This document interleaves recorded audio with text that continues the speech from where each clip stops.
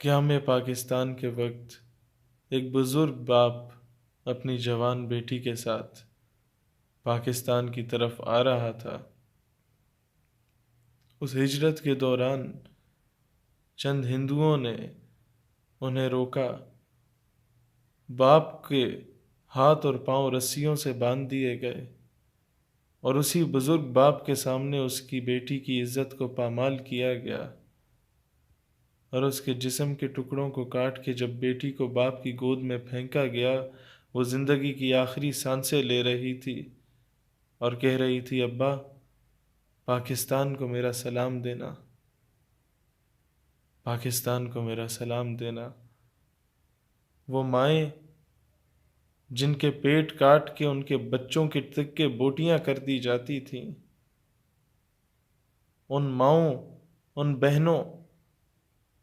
ان کی عزت کی قربانی کے بعد جو وطن ہمیں ملا، آج وہاں پر جسم فروش عورتیں کراچی اور اسلام آباد کی سڑکوں پر نکل کے کہتی ہیں، میرا جسم میری مرضی۔ شرم تم کو مگر نہیں آتی؟ وہ ملک جو اسلام کے نام پہ بنا تھا، اسے اگر آپ نے فحاشی کا اڈا بنانے کا سوچ ہی رکھا ہے تو جائیے، یہ کاروبار، یہ دھندا کہیں اور کریے، جائیے اس مغرب میں جائیے جس کے ویزے کا آپ کو انتظار ہے۔ وہاں نہ باپ کو بیٹی کی تمیز ہے، وہاں جہاں بھائی اپنی بہن کا ریپ کرتا ہے، جس سوسائٹی کو آپ آئیڈیالائز کر رہی ہیں، جہاں آپ پر چادر اور چار دیواری کی پابندی نہیں عائد ہوگی، جائیے وہاں پر، اور شاید تب آپ کو احساس ہو کہ یہ اسلام ہی تھا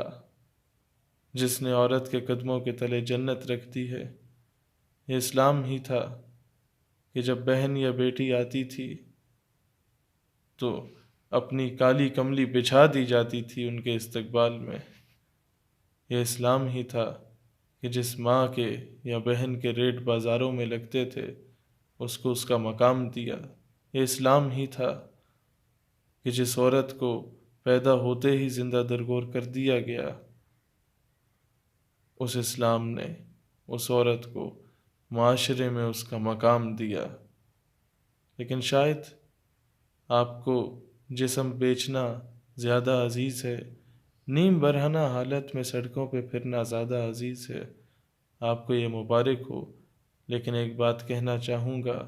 ان ماؤں نے، ان بہنوں نے، ان بیٹیوں نے قیام پاکستان کے وقت اپنی عزتوں کی قربانی اس لیے نہیں دی تھی کہ آپ یہاں پر ٹھمکے لگاتی ہوئی پھریں اور یہ نعرے لگائیں کہ میرا جسم میری مرضی۔ خدا را کہیں اور اپنے ٹھکانے تلاش کر لیجئے، اس ملک کو آپ کی ضرورت نہیں۔